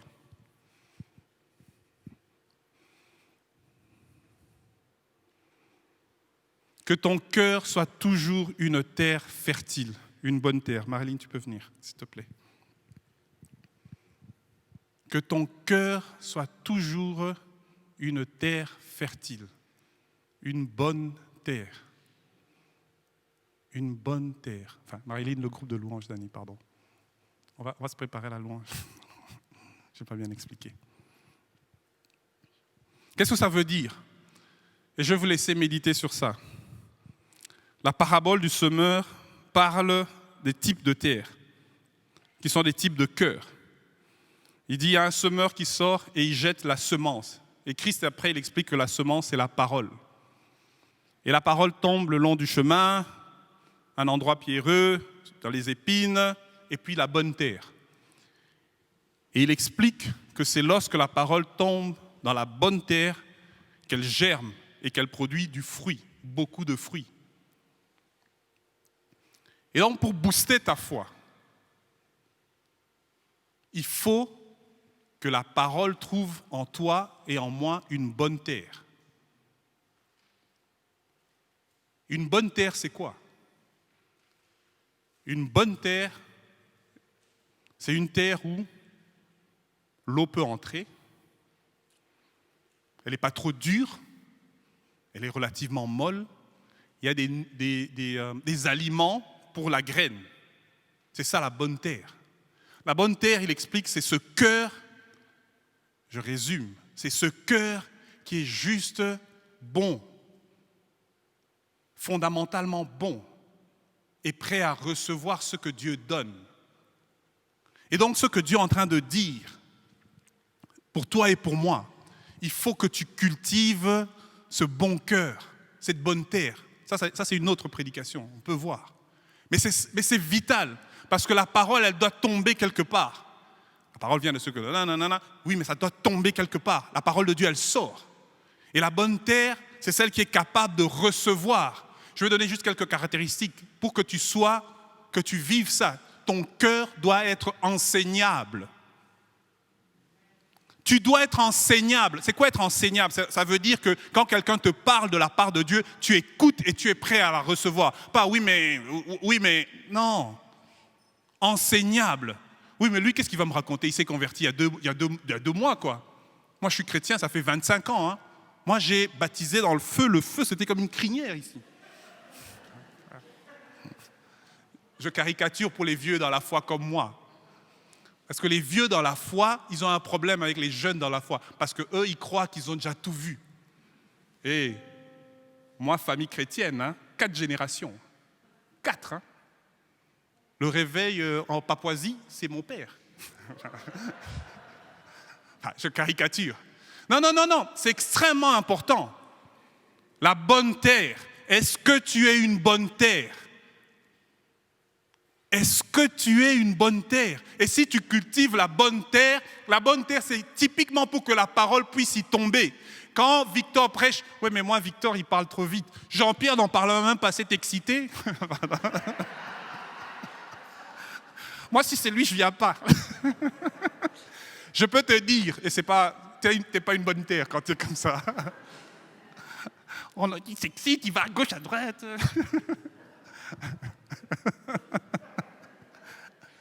Une bonne terre. Ah, encore prêcher sur ça, mais ça je connais moi. J'avais fait une étude sur ça. Oui, alors. Non, c'est extrêmement important. Il faut que tu sois une bonne terre. Parce que sinon, la parabole du semeur, on peut la voir de deux manières. Différentes personnes, avec des cœurs différents, mais on peut aussi la voir de manière où c'est la même personne, où je suis une bonne terre, lorsqu'on parle de la prospérité, de la richesse. Mais si on parle de sanctification, wow. Quelqu'un suit. Ou des domaines de notre vie, on laisse des épines, ou on est rocailleux. Là, Jésus, je peux tout te donner, mais ma sexualité, ça c'est quand même mon domaine privé. Je caricature. Donc tu peux te retrouver en même temps, cette parabole du semeur, tu peux la lire en disant que tu peux être tout en même temps. Et en fait, je vais aller plus loin. On est souvent tout en même temps. Les choses qui nous mettent mal à l'aise, oui mais ça, à l'époque, je vais t'expliquer. Quand quelqu'un commence comme ça, moi je dis bon ça va, c'est bon quoi. À l'époque, la ceinture servait au berger. J'en sais rien quoi. C'est important de comprendre ça. Mais ça traduit une sélectivité. Et donc ça traduit que ton cœur n'est pas une bonne terre complètement. Et il y a des choses qui vont arriver dans ta vie, qui vont germer, mais il y a des choses qui ne vont pas arriver. C'est un risque pour tout le monde. ou pour certaines choses. Ouais. Ce matin, je prie pour que Dieu booste ta foi dans le nom de Jésus. La foi vient de Dieu. La Bible dit qu'il est l'auteur et le consommateur de notre foi. Mais toi et moi, on a une influence sur la dimension de la foi que l'on veut vivre. Et moi, je confesse qu'avec ce confinement, ce Covid, en tant qu'Église, notre foi va être boostée au nom de Jésus. Au nom de Jésus, on va construire une Église encore plus forte, plus belle, dans le nom puissant de Jésus. Je dis que ta vie va encore mieux prospérer dans le nom de Jésus. Elle va prospérer, que tu vas arriver dans une autre dimension, que ta famille va connaître des choses différentes dans le nom de Jésus. Parce que la parole va prendre place. La parole va prendre place. Et elle va nous transporter plus loin. On va juste courber nos têtes.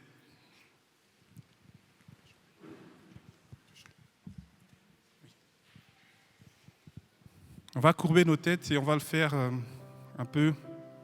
On va laisser le groupe de louanges chanter une fois un chant. Et pendant ce temps, je nous demande d'avoir un temps de méditation personnelle, où tu es juste en train de regarder ta vie et le Saint-Esprit nous a parlé ce matin. Et tu sais ce qui t'a touché, ou peut-être ce qui t'a dérangé, t'a rendu mal à l'aise. Je veux qu'on prenne juste quelques minutes pour rentrer dans ça et nous arrêter. On écoute juste ce que le Seigneur veut nous dire, ce sur quoi le Seigneur veut appuyer. Et après, on va avoir un temps de prière. On va laisser le groupe de louanges chanter.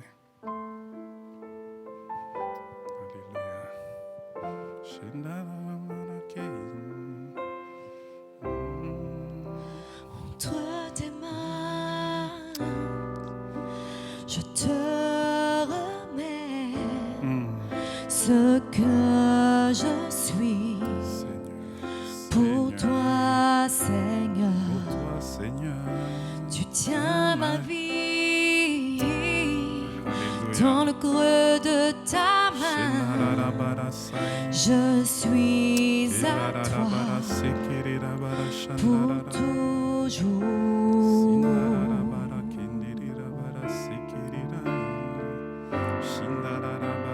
Jésus, je crois en toi. Jésus, je suis à toi. Tu es ma raison de vivre, ma raison de chanter, de tout mon être.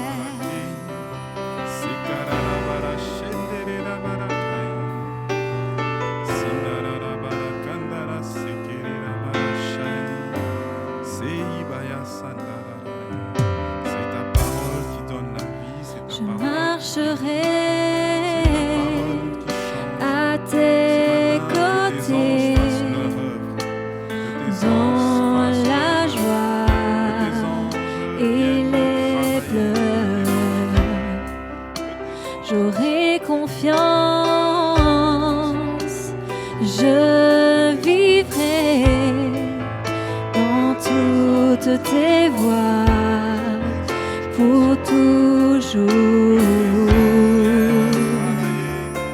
Pour toujours, Jésus, je crois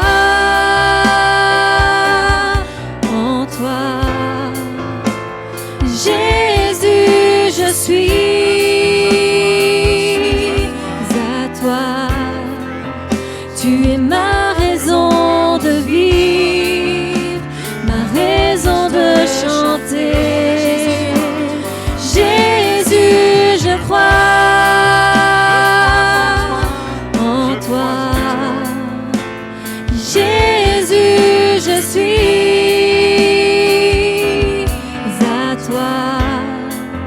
Tu es ma raison de vivre, ma raison de chanter.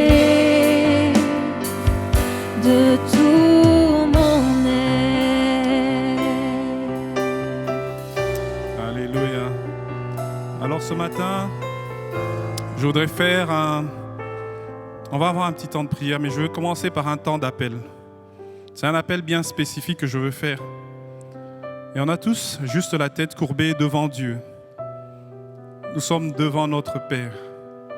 Et l'appel spécifique, c'est pour celui, celle dont la foi chancelle. La foi dans le salut chancelle. Tu te poses des questions. Tu ne sais pas, tu ne sais plus. Il y a une forme de confusion en toi. Ce matin, Dieu te voit. Et je veux te dire de la part de Dieu, il n'y a aucune condamnation. Il n'y a aucun jugement. Dieu connaît, Dieu entend, Dieu voit. Je veux même te dire qu'il voit les circonstances de ta vie, les vents contraires qui te font penser ça. Mais ce matin, c'est par la foi. La Bible dit « Mon juste vivra par la foi ». Tu es devant Dieu. Si c'est ton cas, tu peux lever la main juste devant Dieu. C'est une reconnaissance devant Dieu. Tu lèves ta main où Dieu voit. Dieu voit. Dieu voit les nombreuses mains. Dieu voit les mains. On baisse les mains, c'est devant Dieu. Alors je vais prier. On va prier ensemble. Vous allez, toute l'église, on va répéter juste ces paroles, simplement pour nous associer à nos frères et sœurs, à nos amis. Et ensuite, je vais prier. Seigneur Jésus, tu connais mon cœur. Tu connais mes questions. Tu connais mes doutes. Tu connais même mon découragement.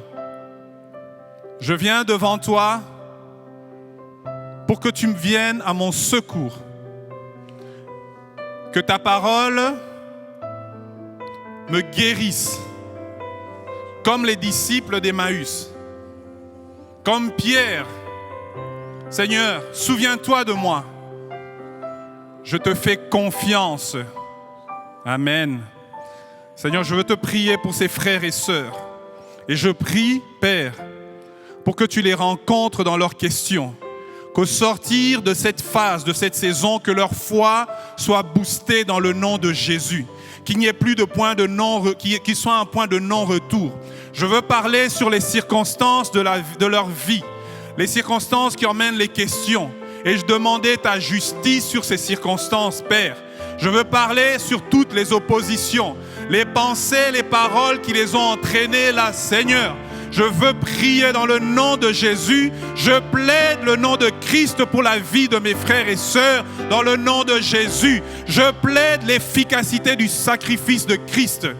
Père, transporte-les dans ta dimension au nom de Jésus. L'Église de Christ dit Amen. Alléluia. On va prier maintenant pour l'Église. Seigneur, merci pour la foi. Merci pour la foi de chacun. Nous confessons que tu es l'auteur et le consommateur de la foi. Et nous reconnaissons l'influence, le contrôle, la part de contrôle que tu nous as donnée sur la foi, sur notre foi. Père, je prie pour que tu nous fasses monter de niveau, que tu nous fasses d'autres révélations.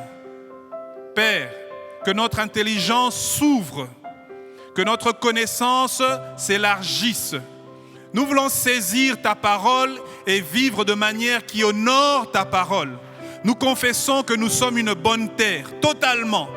Nous sommes une bonne terre et nous voulons saisir ta parole. Nous croyons ce matin que absolument tout est possible. Tout est possible. Et là où tu vois dans nos cœurs des doutes, Seigneur, viens briser cela. Viens descendre dans le cœur, dans nos cœurs. Là où il y a des paroles d'incrédulité, des semences d'incrédulité, des domaines d'incrédulité, tu les brises au nom de Jésus. Nous rejetons les germes sataniques, nous rejetons les paroles sataniques, nous rejetons les paroles de mensonges, nous rejetons les rapports diaboliques, nous saisissons ce que tu dis, nous confessons que ce qui sort de ta bouche c'est la vérité et c'est elle qui s'accomplit. Alors nos cœurs ce matin sont une bonne terre. En tant qu'Église, nous recevons ta parole, nous honorons ta parole et nous honorons le travail que le Saint-Esprit fait. Saint-Esprit, agis dans les vies. Je prie pour chaque maison représentée ici. Tu déploies des anges dans nos maisons Que les anges viennent mettre de l'ordre dans nos lectures, dans ce que nous regardons, dans ce que nous lisons. Seigneur, transforme notre système de pensée et renouvelle-nous en tant qu'Église. Et l'Église de Jésus-Christ dit, alléluia, on acclame le Seigneur. Alléluia.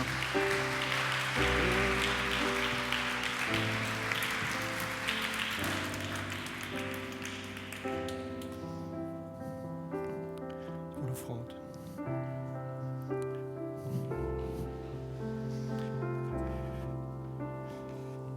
Amen.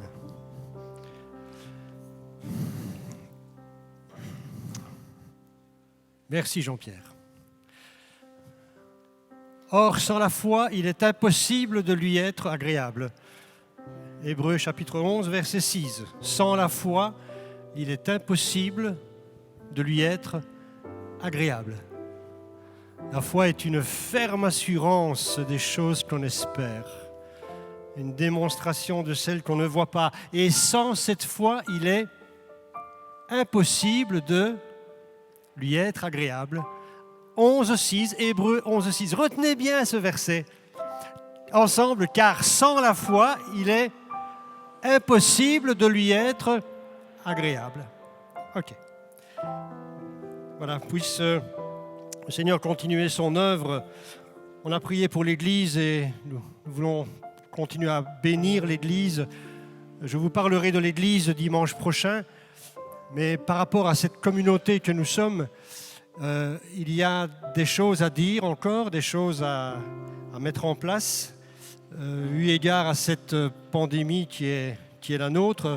Voilà, au niveau organisationnel, vous voyez que ce n'est pas toujours évident à gérer et on a besoin de vous, frères et sœurs. On a besoin vraiment de votre bonne coopération. N'oubliez pas de vous inscrire pour le culte, mais faites-le dans les temps impartis, c'est-à-dire avant jeudi soir. Parce que plusieurs, s'inscrivent après cette date et c'est compliqué pour les organisateurs d'installer les différentes personnes. D'autant plus maintenant que on doit parfois dire non quand le quota est atteint. C'était le cas pour ce dimanche.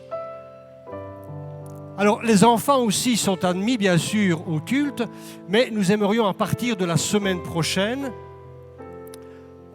permettre à ce que les enfants, dès le début du culte, puissent être pris à part par l'encadrement d'Espace Vie. On va essayer de travailler ainsi, ce qui va demander de leur part un travail complémentaire. Et pour nous, il est important, les adultes, que nous puissions bien réagir, c'est-à-dire être inscrits avant le jeudi. Si vous êtes inscrits, venez. Parce que si vous vous inscrivez et que vous ne venez pas, vous empêchez peut-être certains qui auraient voulu venir de s'inscrire. Vous comprenez? Donc je crois que c'est vraiment important. Et aidez-nous aussi à arriver à l'heure. Au plus tard. À partir de 9h30, en principe, le local est ouvert et déjà le service d'accueil est présent. Mais s'il vous plaît, arrivez au moins à l'heure, ou sinon c'est compliqué dans ces temps de Covid de devoir passer par les rangs, de devoir vous disperser à gauche et à droite. Venez à l'heure pour que tout soit en place et qu'on n'ait pas à circuler dans toute la communauté. Désolé, ce sont des normes qui doivent être respectées dans ces temps un peu compliqués. Voilà, on aimerait tellement que ce soit la liberté absolue, mais bon, voilà, on doit faire avec. Et comme nous sommes des chrétiens qui avons en nous l'esprit et qui avons la discipline de Jésus, nous allons faire en sorte de respecter ces règles. Amen ? Voilà, très bien. Voilà, je pense que si nous le faisons, c'est toujours bénéfice pour la communauté et pour la gloire de Dieu, bien entendu.